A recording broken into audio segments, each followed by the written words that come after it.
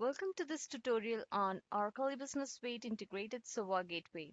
I'm Rekha Ayodhi, Principal Product Manager for Integrated SOA Gateway and other integration-related products from eBusiness Suite.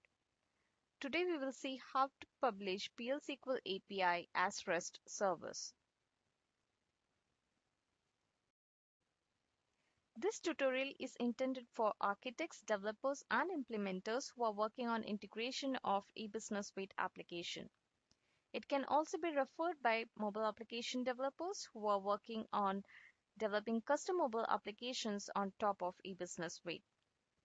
There are a few prerequisites. You are expected to be familiar with web services terminology and the relevant eBusiness Suite application.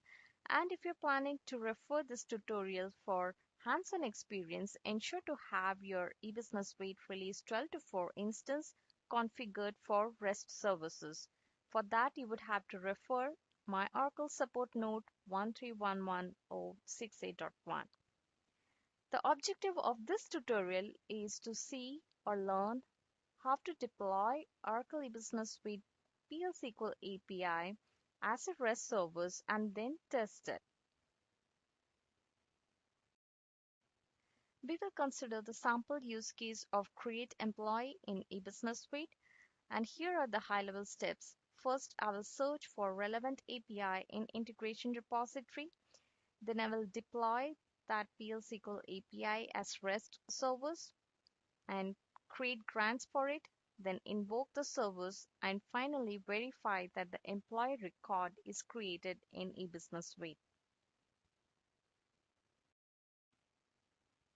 Here we go. I have Oracle eBusiness Suite Release 12.4 instance. It has integrated SOA gateway configured for REST services. I log in as sysadmin who has access to integrated SOA gateway. In the home page, I navigate to Integrated SOA Gateway Responsibility.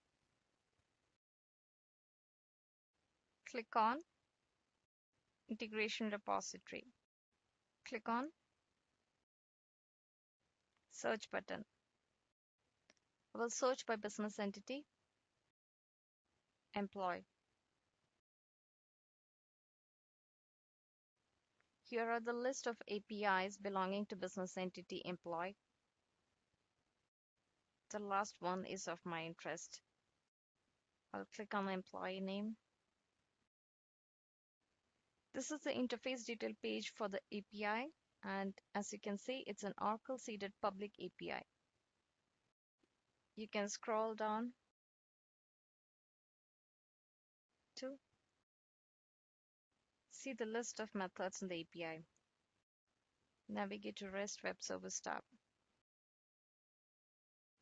Note that here sysadmin user is also playing the role of integration administrator, and that's why you see the administration tab on top. And in REST Web Service tab, you can perform the actions that are very specific to REST services. From this tab, you can provide service alias, select the methods that you want to publish as REST service, and then deploy it. I will provide employee as the alias name. Select create employee. Click deploy.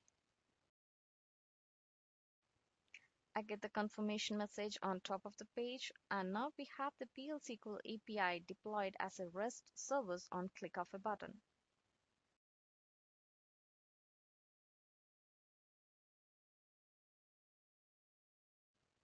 Service endpoints and XSDs are accessible from the WADL, and by default, for PL SQL API, only the post HTTP method is supported.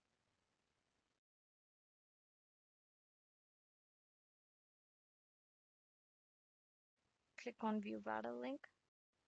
Here is the WADL. Now we'll navigate to Grants tab. The grants that are defined here are common for both SOAP and the REST services. I will select Create Employee and click Create Grant.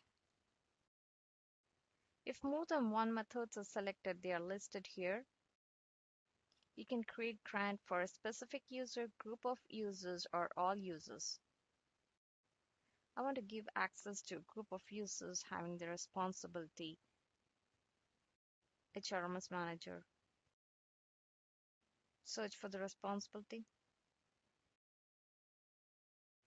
Here it is. I'll select it. Click Create Grant to save the work. Navigate back to REST Web Service tab. View URL.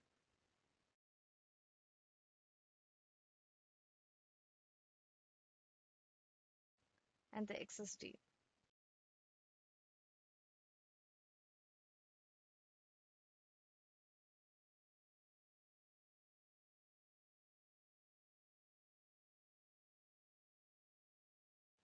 Here is the sample payload for the servers. As shown in this JSON payload, we have REST header and input parameters. I'll make use of advanced REST client in Chrome browser to test the service. It's a post method. Provide resource URL from the URL.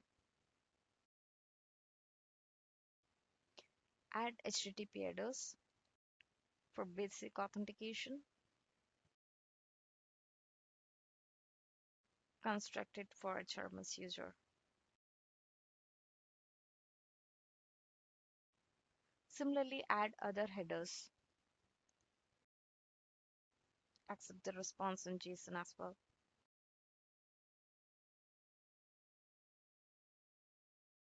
I'll paste the sample payload in the payload area.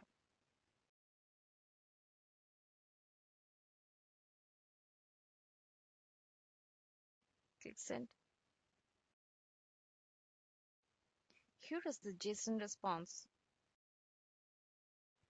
It has returned employee number along with other details for the record. Now I will verify the employee record in eBusiness Suite. Log in as a HRMS user. Navigate to US Super HRMS Manager Responsibility.